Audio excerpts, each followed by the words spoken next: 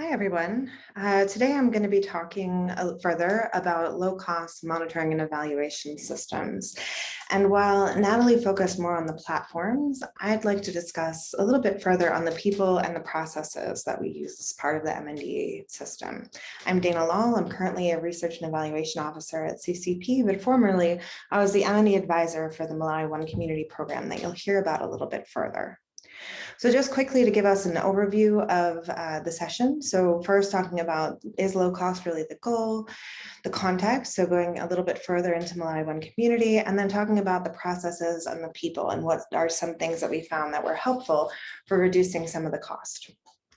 So just to reframe the debate and really build on what Natalie already started to say, the goal should not be low cost. The goal of the M&D system instead should be to make sure that the budget, which is allocated to M&D, matches the expectations for the system.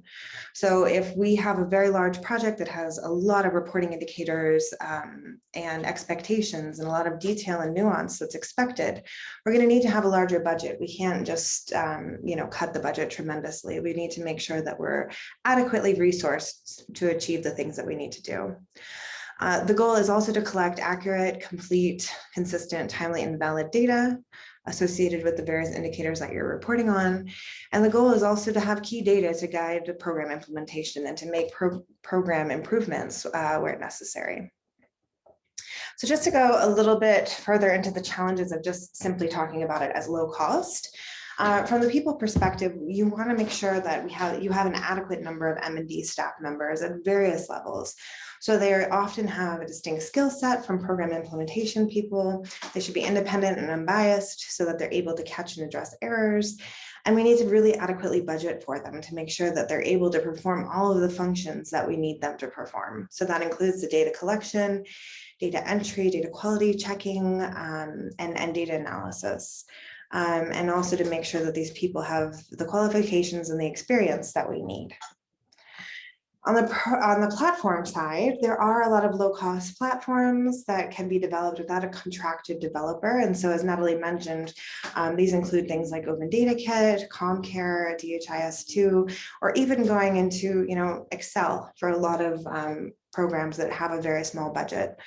And so lay developers, so in-house team, can often configure basic databases and systems within these platforms, but they may be limited in how much logic they can incorporate or how they can collect, for example, longitudinal data over time. It depends on the capacity in-house. And on the processes side, what we see is that sometimes data collection, data entry, and data analysis are key fundamental parts of the M&D system that are often budgeted for and expected. But sometimes we inadequately budget for things like routine and robust data quality assessment and implementation of those action plans, and the detailed data analysis to inform decision making, even at a smaller level, going down from maybe your country program all the way to district or even a health facility. We can also think about some of the challenges and the trade-offs between mobile data collection, which can be fast and also can incorporate some of the logic to improve the quality of the data, versus paper-based, which is really low cost, but then you may experience more errors related to not being able to build in that logic from the beginning. So just to give you a little bit of context, where I'm coming from, I was the M&D advisor on the Malawi One Community Program, and that's a PEPFAR-funded integrated community-based HIV prevention and mitigation program. We had a lot of program adjustments throughout the life of the project, and there was a lot of evolution. We had 7 MER indicators, which are the essential reporting indicators under PEPFAR, as well as more than 20 custom indicators.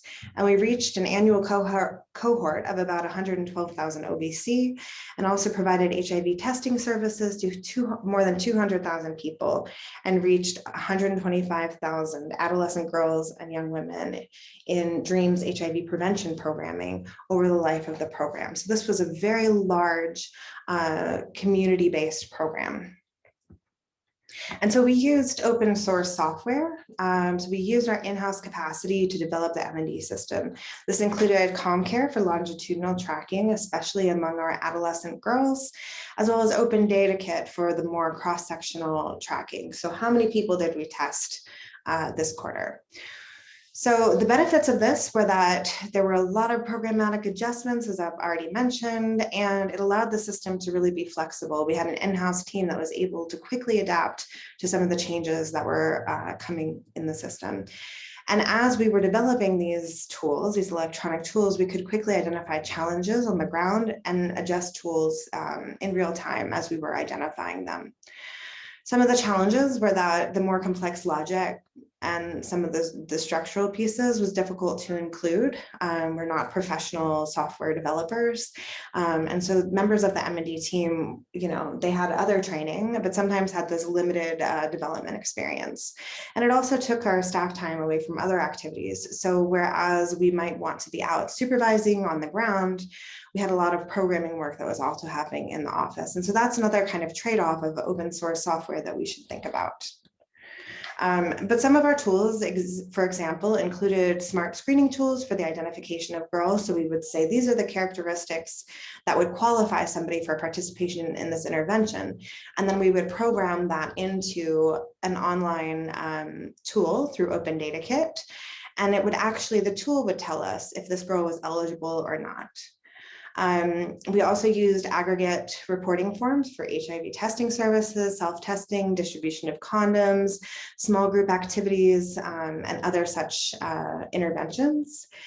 We had individual level data entry for index testing in Open Data Kit as well. So as we were identifying an index case and testing their contacts, we would put that in at the individual level. And then we also had longitudinal tracking of adolescent girls and young women using the ComCare platform, which really allowed us to collect an initial enrollment assessment, track the different sessions that they were attending and the services that they were providing, and then do a final follow-up to be able to see whether there were any changes in their responses. So these tools, as I mentioned before, they enabled us to have quick access to data. They improved the fidelity to program design to make sure that the tools were telling us who was eligible rather than maybe our community health workers having to try to sort out some of those criteria on the ground. And it reduced the costs for our program because we had the in-country or within program in-house capacity. And so for M&E system processes, so data collection, data entry, data quality checking, analysis, and use are critical for a well-functioning M&E system. And so I had mentioned earlier that often we focus more on the data collection, data entry, and data analysis. And maybe some of the data quality checks and use are things that we may, not do to the best of their potential. However, what I would recommend is that for a low-cost system, instead of maybe dropping off the data quality checks or not using the data to the fullest potential, I would consider simplifying the amount and the complexity of the data that's being collected so that we can do all of these processes to ensure that we have high-quality data, but maybe simplify the amount of data and the complexity of that data so that we can really do these things to the best of our abilities. And so for 1C, we had a lot of indicators, we had a lot of data collection tools, we had a lot of data entry personnel, et cetera. And so that enabled us to be able to do a lot of these different components. Although, of course, with any program, certain things were done better than others. But the intention, at least, was to be able to ensure that all of the required processes were undertaken. So we developed clear data flow charts for program indicators with written M&D standard operating procedures. And so that helped us to know for each of the different indicators, how that data was getting entered, where that data was coming from, how it was getting into the system, how it should be used. And then also, whose roles were involved in getting that data done, what the different data quality assessment approaches looked like, and how that was all supposed to play out on the ground. We then provided mentorship to the community health workers to make sure that they really understood the tools and what the different response options meant. We also provided training to the data entry clerks so that they knew when certain values were out of range or maybe didn't make sense based on skip patterns, and they were able to help us to improve the quality of the data as well. We also programmed this into our electronic tools, which was really helpful as well.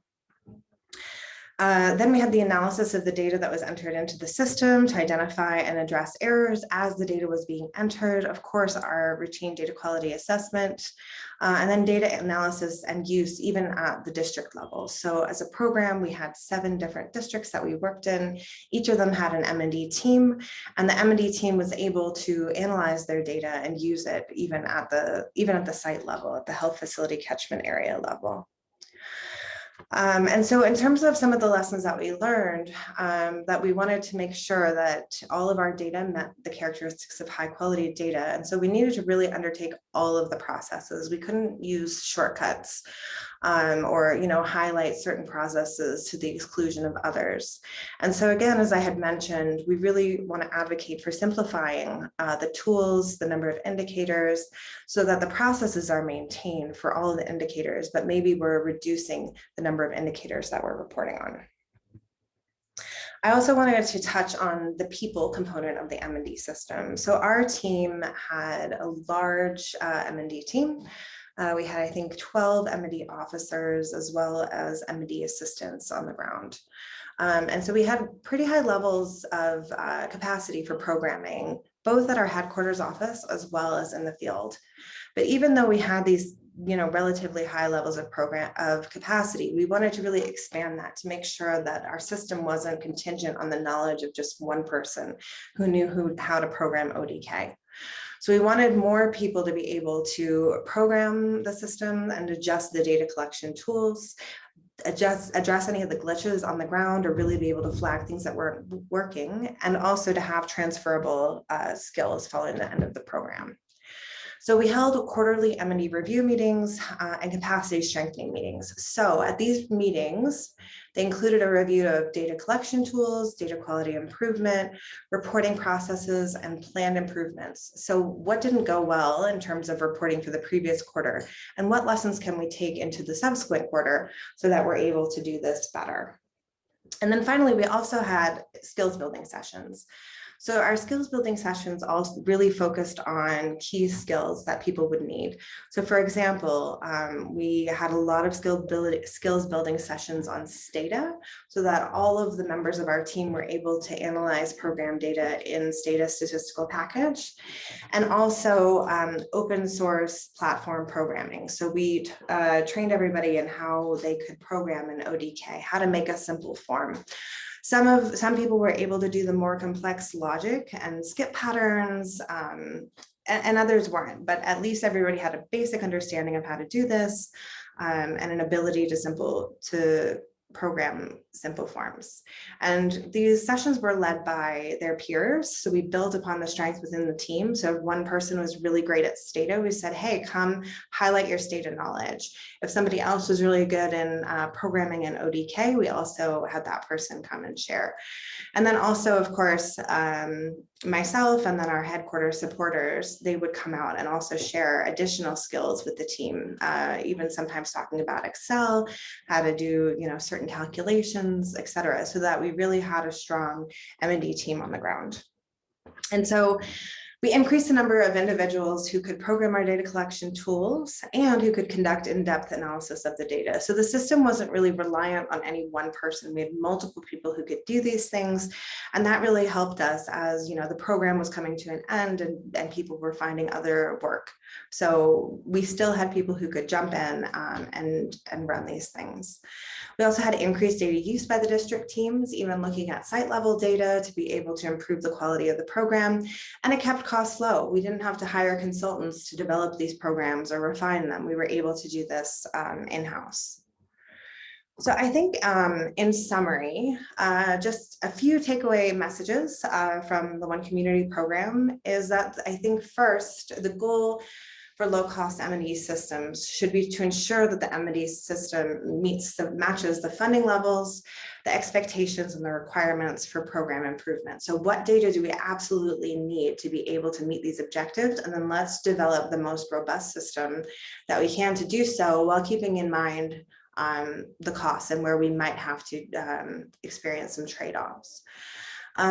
We also saw that the use of open source platforms by a trained in-house team can reduce costs.